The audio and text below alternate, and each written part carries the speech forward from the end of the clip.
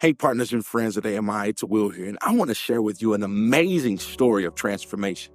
Just some time ago, we were working in the nation of Sierra Leone, where it's actually about 70% Muslim, and we went to a particular area up north where it's very Muslim dominated. As a matter of fact, where we were hosting our outreaches and events was actually on a field where the witches have their annual incantation rituals. And right during that time of our festival was right before they were getting ready to have their annual retreat. And this was a God moment, friends, because we went into a particular village during one of our outreaches, and our team leaders entered this area of a slum. And during this time, they went through this narrow passageway where there were so many people. It actually frightened many of them because there was only one way in and one way out. And at that time, they met the slum leader of the entire village. He was a gang leader, and his name was Seidu.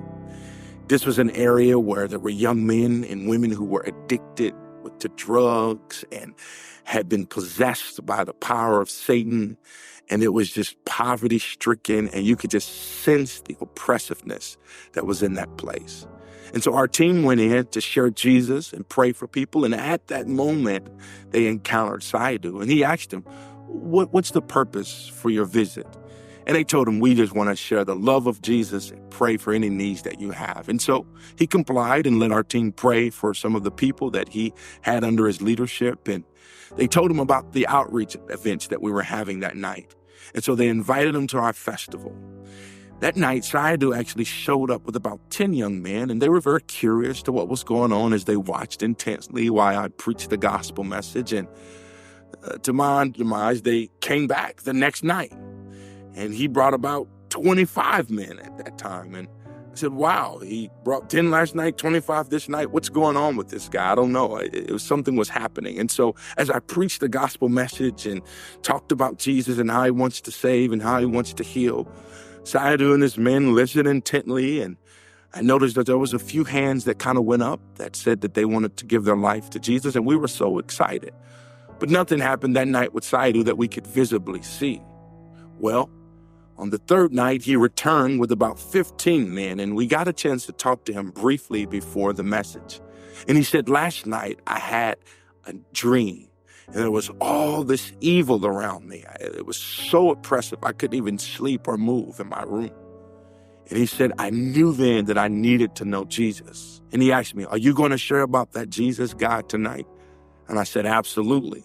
And so during the festival, I began to preach and share Jesus. And I always give an invitation for people to give their life to Christ and turn away from their life of sin and embrace the life of Jesus. That night, Seidu ran to the front to pray and receive Jesus. Forgive me for the life that I have lived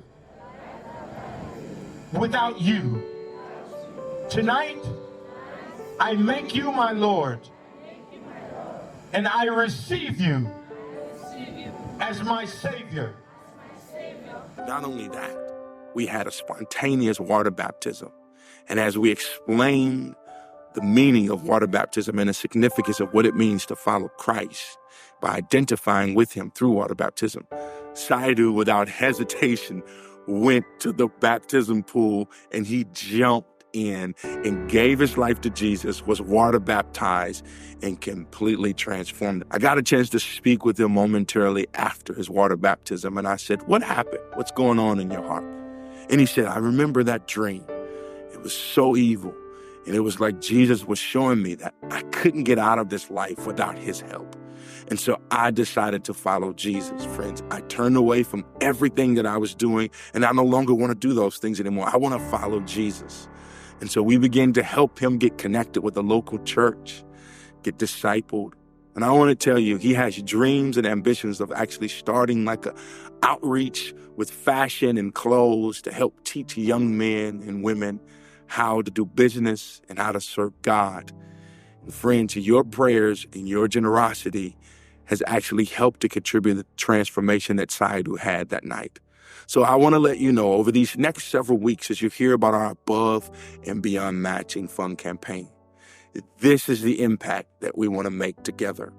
to see the nations awakened, arisen, and active for Jesus. It's people like Seidu that God is opening their hearts to see transformation in their community and eventually even their nation. And I want to let you know that your prayers, your support is helping to see the gospel bring transformation all around the world through the ministry of AMI. Thank you, friends, for being a part of what God is doing. Let's continue to go above and beyond.